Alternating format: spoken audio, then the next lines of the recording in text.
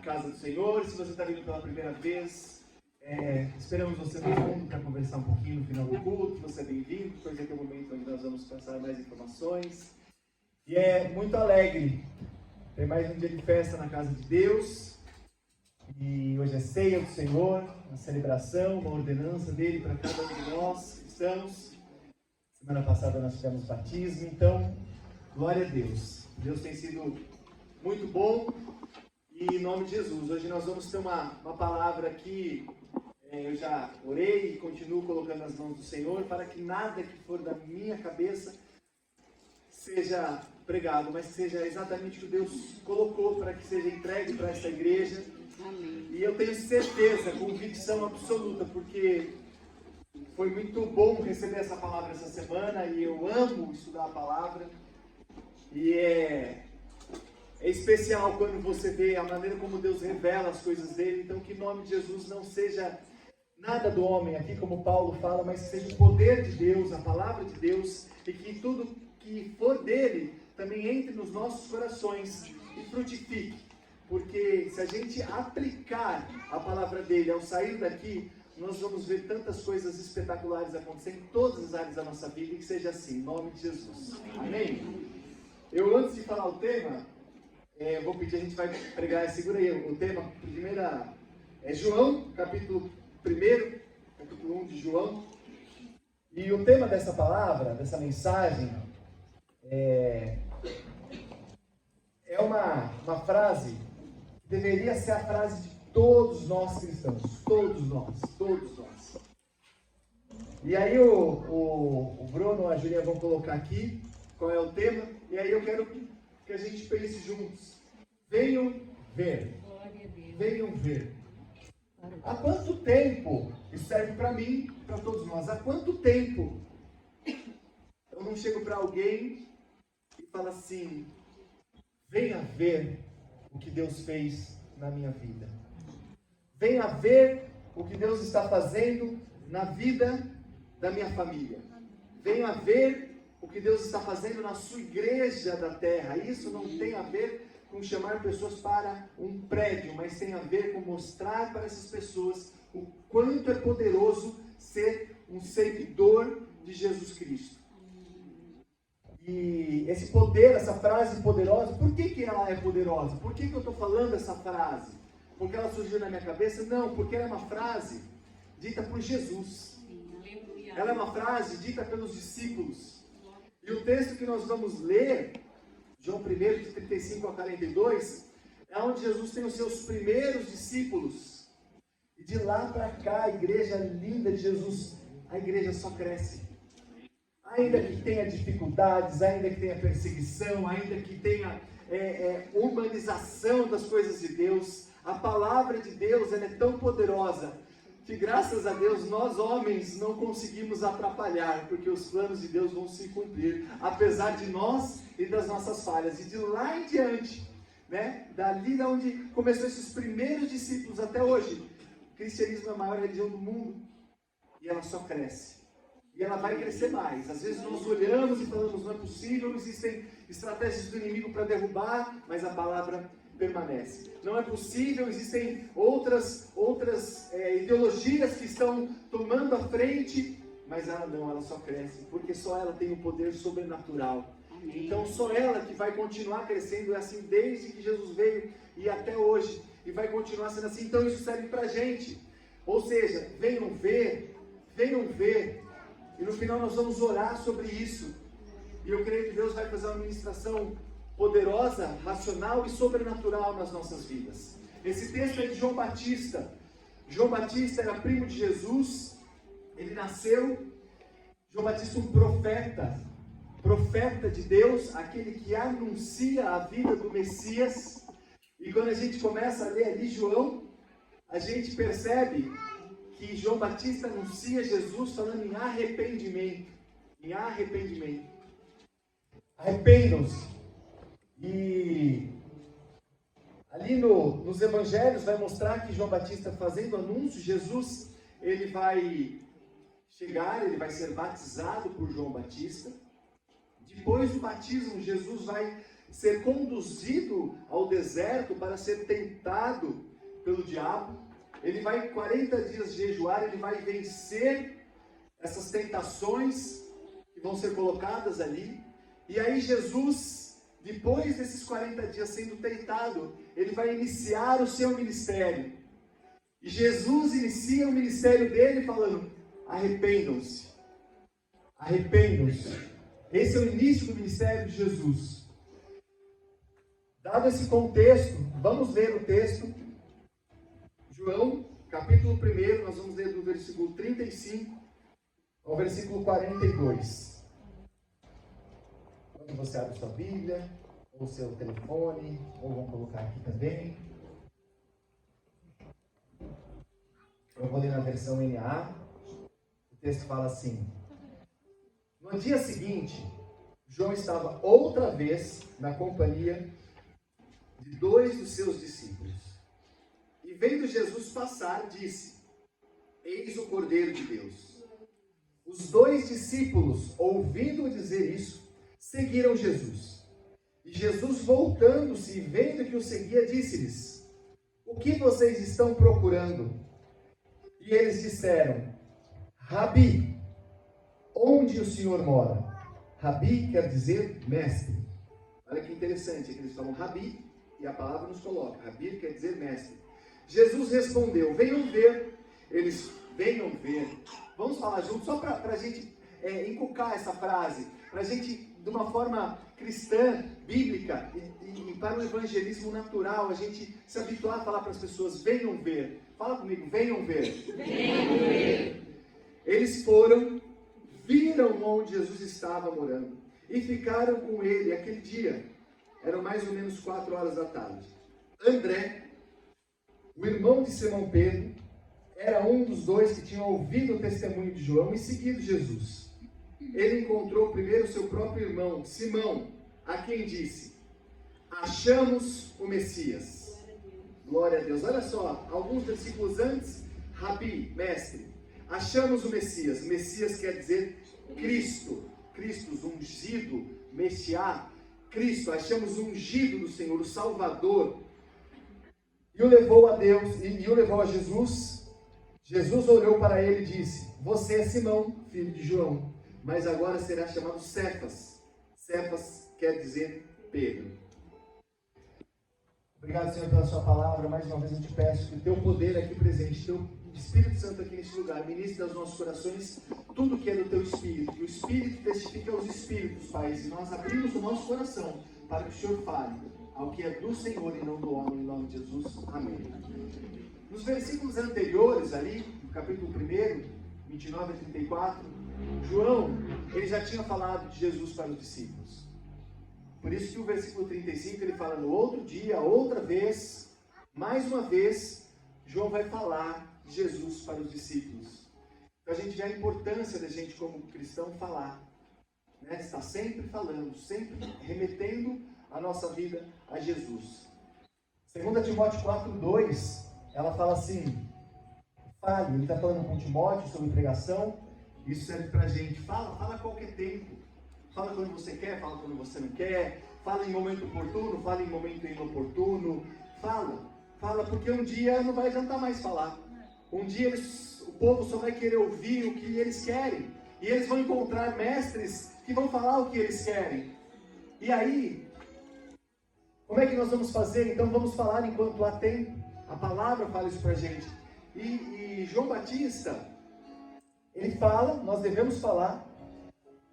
E a primeira característica de uma migração, de uma vida mundana, de uma vida sem salvação, de uma vida com a raiz do pecado, sem Jesus, a primeira coisa que acontece é quando nós ouvimos. A primeira palavra, o primeiro mecanismo da salvação que entra no nosso coração é ouvir. Precisa ter aquele que fala. E muitas vezes nós devemos ser aquele que fala. E para essa mudança, esse sobrenatural acontecer, nós precisamos ouvir de alguém que fala. Versículo 35 ele vai falar isso. Então João estava lá outra vez falando de Jesus. Ele já vinha falando de Jesus.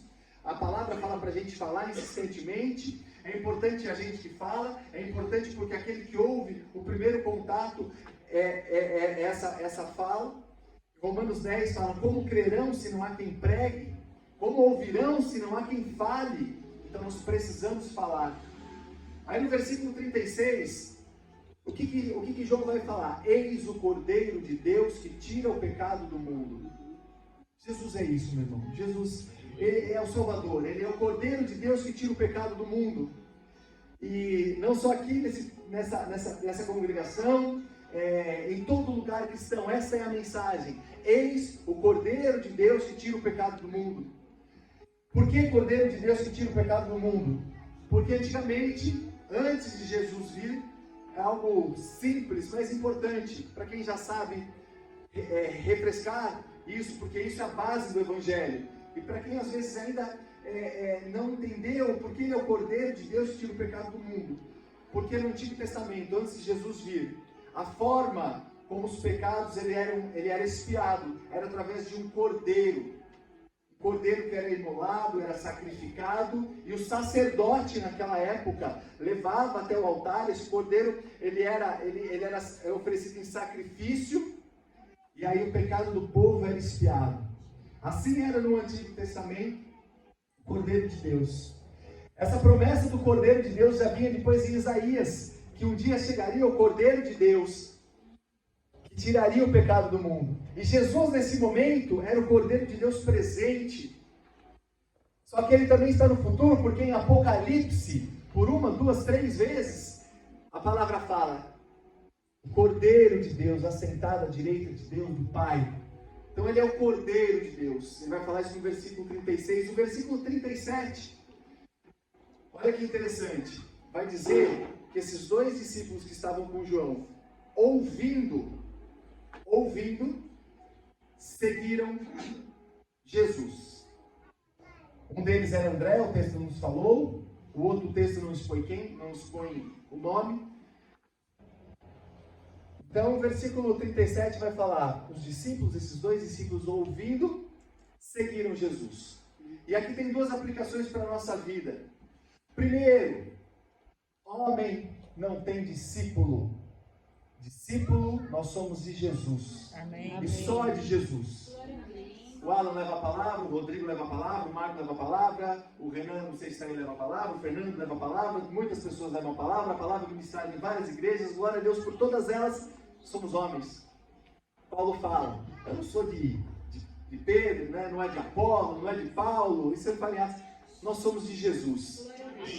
Glória a Deus, glória a Deus. Homem não tem discípulo, discípulo é de Jesus que nós somos discípulos. E ali os 2 discípulos que estavam momentaneamente com ele, ouvindo a palavra, seguiram Jesus. Então o segundo aspecto que a gente vê nesse mecanismo de mudança do nosso coração, de conversão, de uma nova vida, é seguir Jesus. Primeiro a gente ouve, e depois a gente segue. Muitas vezes, se a gente só ouve e não segue, nós vamos parar no meio da caminhada. Jesus fala assim, vinde a mim. E muitas pessoas vão, mas muitas não continuam. Nós precisamos seguir, ouvir e seguir. E olha que interessante, começando a primeira parte do versículo 38. Jesus, vendo que eles estavam seguindo, olha e fala para eles, o que vocês procuram? Essa frase de Jesus, ela tem um poder, daria para a gente ficar horas só falando com ela. E Jesus pergunta para eles, o que vocês procuram? E aí eu perguntei para mim, pergunto para vocês, o que vocês procuram em Jesus? O que vocês procuram? O que nós procuramos? O que eu procuro, pessoalmente, o que você procura em Jesus? Existe uma diferença gigantesca entre o que eu quero de Jesus e o que eu procuro de Jesus. Tanto que Jesus chega para o cego Bartimeu, Marcos capítulo 10, e fala, o que tu queres? Jesus ia fazer um milagre para mostrar a divindade dele. Só que Jesus chega em João 10, para Maria, depois da ressurreição, e fala, a quem você procura? Nós procuramos Messias. O nosso coração é enganoso. O nosso coração muitas vezes se aproxima pelo que a gente quer. Mas quando a gente discerne espírito, Eclesiastes 3:10, todos nós temos a eternidade em nosso coração, nós estamos procurando o Messias. Muitas vezes nós vamos vir inicialmente pelo que a gente quer, mas a gente tem que entender que procurar Jesus é completamente diferente e é algo a mais. Tem um poder especial do que só querer. Jesus cuida, Jesus muitas vezes dá o que a gente quer, às vezes não dá porque não vai ser bom pra gente, porque a gente, como a palavra fala, a gente pede mal e não recebe, porque pede pelos nossos próprios deleites e vaidades. Mas o que nós procuramos? Quando Jesus vai falar dos dons, ele fala procure, busque. A tradução muda, procure ou busque os melhores dons. Não é queira. Procurar é o querer em ação.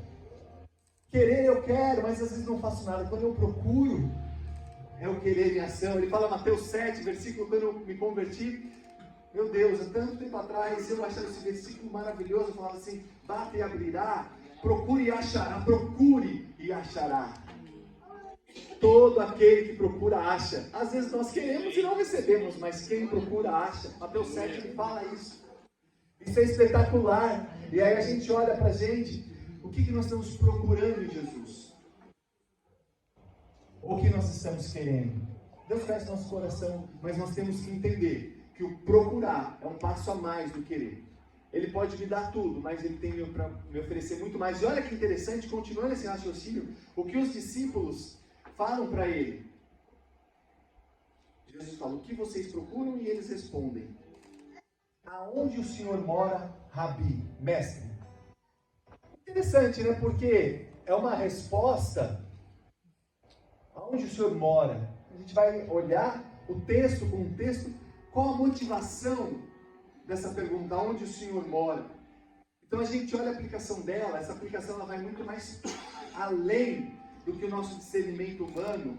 Ela vai nos mostrar que, e pensa aí no seu coração, aonde o Senhor mora? Como os discípulos perguntaram para Jesus, aonde o Senhor mora? Qual a sua resposta? Aonde o Senhor mora? E olha só que poder nessa revelação, nessa aplicação na nossa vida. Se a gente pergunta para uma criança, fisicamente falando, aonde Jesus mora? Faz o teste. A probabilidade gigantesca que ele vai falar no céu. E muitas vezes nós vivemos como crentes que acham que Jesus mora no céu, mas ele mora no nosso coração. Jesus mora no nosso coração. Aquele que já está seguindo Jesus, ele está aqui. Ele está no céu, assentado à direita de Deus, mas ele também entrou no nosso coração. Efésios 1:13. Quando a gente confessa Jesus como Senhor e Salvador, o selo do Espírito Santo vem no nosso coração e ele mora aqui. Então, o texto está querendo nos mostrar que a morada é muito mais importante. A morada de Jesus, a realidade dela, a morada dele no céu, mas no nosso coração. E quando a gente está com ele no nosso coração, aí sim nós sabemos que a nossa morada vai ser no céu, ao lado de Jesus, junto dele. Versículo 39, aí Jesus fala, venham ver. Jesus fala para os seus discípulos, fala para nós, e nós devemos falar para aqueles que estão aos nossos lados, venham ver. E diz o texto que eles foram, viram e ficaram. Eles foram, viram e ficaram. Logo depois, na continuação de João, ainda no capítulo 1, esse grupo já tinha aumentado, já estava com Felipe, e eles estão com Jesus, e eles veem Natanael, e aí eles falam para Natanael, nós descobrimos quem é o Messias, o Salvador, Jesus o Nazareno. O texto fala para a gente, logo depois, continuando o que a gente leu, Jesus o Nazareno, e aí Natanael fala assim, pode ter alguma coisa boa de Nazaré? Jesus o Nazareno, pode ter alguma coisa de Nazaré? E eles respondem, venham ver. Venha ver, Natanael, venha ver. E um dia certamente já olharam para mim e falaram assim, pode ser alguma coisa da vida desse cara. E glória a Deus. Um dia não podia, mas hoje eu falo, venha ver. Glória a Deus, que assim seja a nossa vida. Sabe que cada um de nós, e nós vamos orar no final sobre isso, possamos olhar para alguém e falar assim, venha ver. Meu irmão, quando você fala venha ver para alguém, O que você está mostrando? O que eu estou mostrando? Aleluia. Venha ver. Foi essa resposta que os discípulos já deram. Jesus falou e eles repetiram: Natanael, venha ver. A continuidade do texto, versículo 41,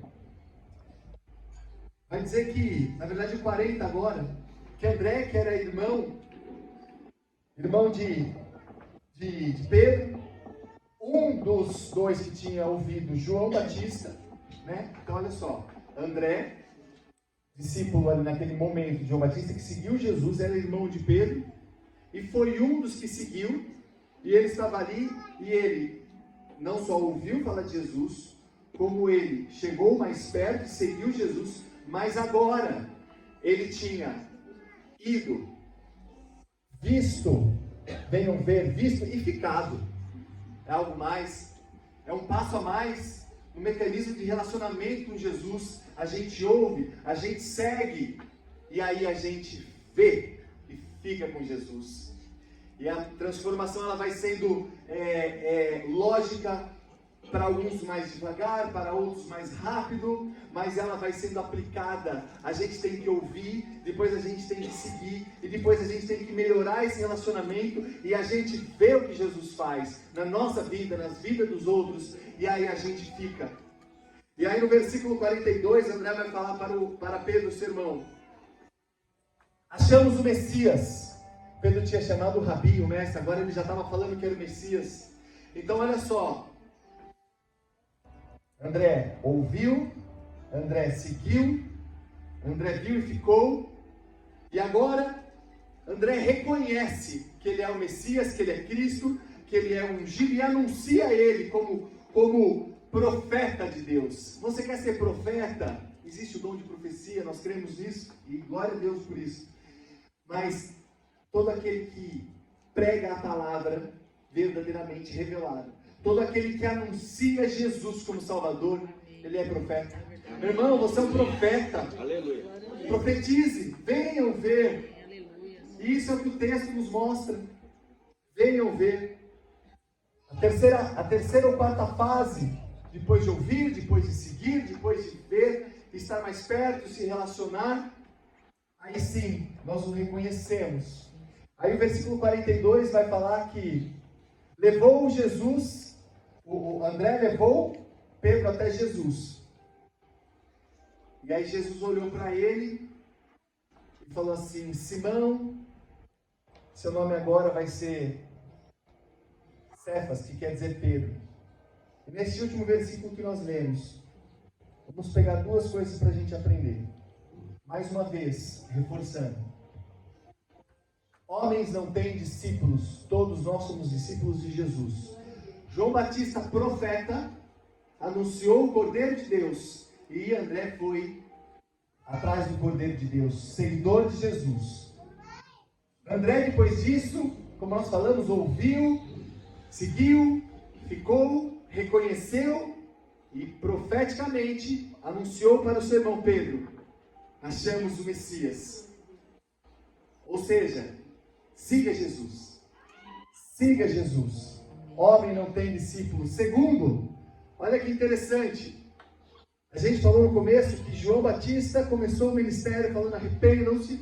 Jesus, no início do seu ministério, arrependam-se. E quando a gente olha o texto e segue a vida de Pedro, depois em Atos 2, Atos 3, depois da vinda do Espírito Santo, Pedro prega o quê? Arrependam-se. E 3.000 pessoas se convertem. E nós estamos hoje vivendo um cristianismo que vem de uma pregação de arrependimento e de crescimento e de seguidores de Jesus. Amém. E glória a Deus por essa palavra, glória a Deus porque a Bíblia coloca, porque a gente entendendo que nós somos todos discípulos de Jesus, não somos discípulos de homens. Homens têm vãs filosofias que falham. Algumas vezes, boas filosofias, e vale a gente entender, estudar, e é gostoso, mas nada se equipara à sobrenaturalidade da palavra do Senhor do que a Bíblia põe. E a palavra, como eu falei ali, primeiro Jesus fala: vinde a mim aqueles que estão cansados.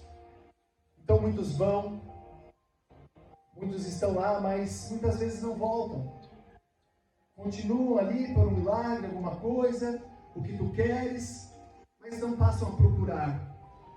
Alguns outros passam a seguir, e aí Jesus fala: toma minha cruz e siga-me, toma a sua cruz e siga-me.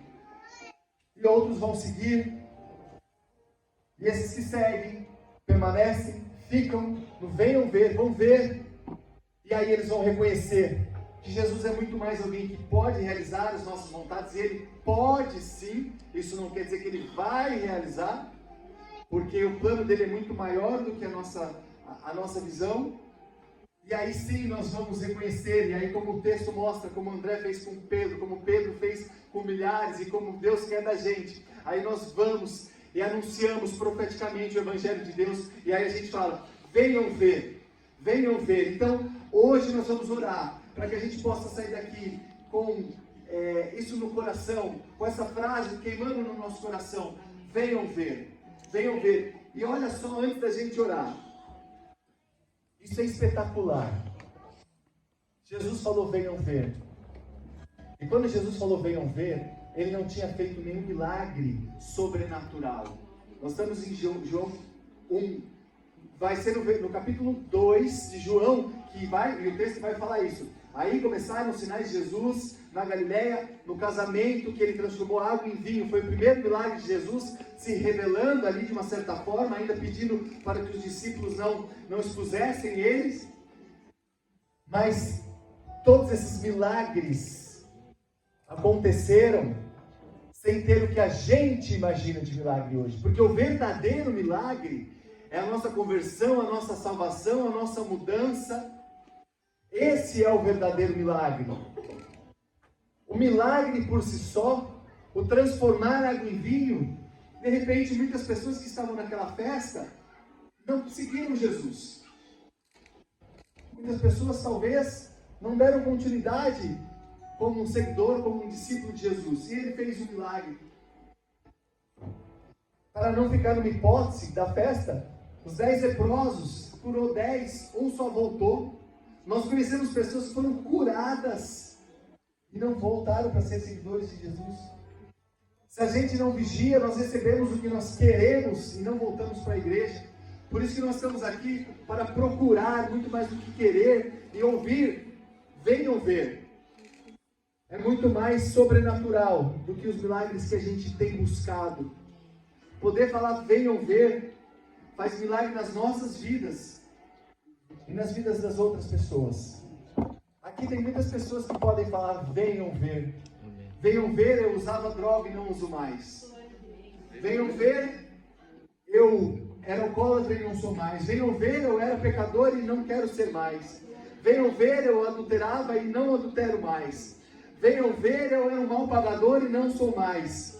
Venham ver, a nossa vida fala muito mais alto. É o maior milagre que a gente pode mostrar para as pessoas. E eu não estou falando, venham ver, eu gostaria muito que todos nós saíssemos falando, venham ver, porque eu tenho certeza que cada um aqui tem um testemunho de que já viveu no cristianismo. E se não tem, vai, em nome de Jesus, ser gerado hoje, e nós vamos orar por isso.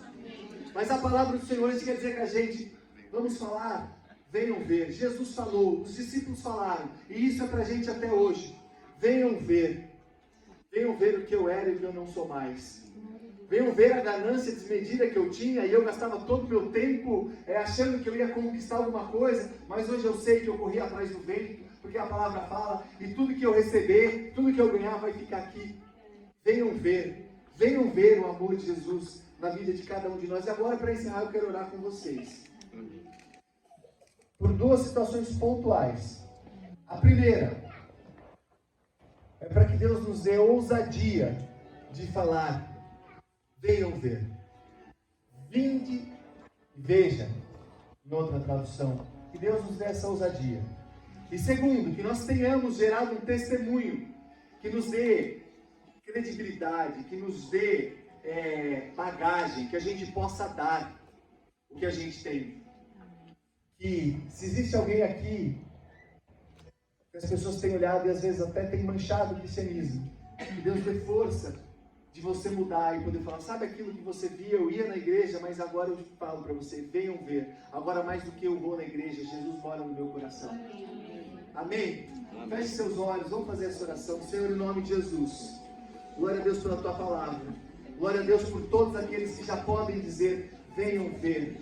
Pai, que esses que já podem dizer, venham ver, tenham ousadia e racionalidade de falar, porque o sobrenatural é com o Senhor, nós somos simples mortais que simplesmente vamos falar, mas o Senhor, teu Espírito é que vai agir no coração dos outros. E isso pode gerar um mover tão sobrenatural, Pai, como é até hoje o cristianismo, Deus, em nome de Jesus. Pai, para aqueles que ainda não têm um testemunho, não têm uma mudança, não têm arrependimento, ainda estão, Pai, precisando gerar algo e que possam falar, venham ver, gere nessas vidas, Pai, um testemunho, que quem peca tente se afastar do pecado, que quem esteja distante do Senhor e ouviu hoje, passe a te seguir, aquele que segue, passe a ficar com o Senhor, aquele que fique, te reconheça como Salvador, gere testemunho, Pai, libertação de pecados. Venha ver aquele que não pagava e que agora paga, aquele que bebia e agora não bebe, aquele que maltratava a esposa e agora trata bem, aquele que era impaciente agora é paciente, aquele que xingava no trânsito e agora não xinga mais, aquele que confiava no dinheiro agora confia no Senhor.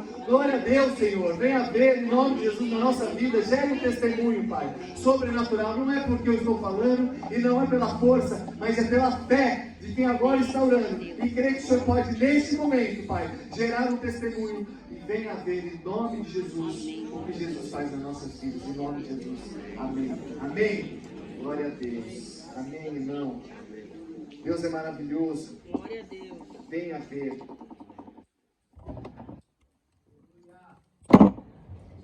Amém. Glória a Deus. A paz. Amém. Paz. Amém.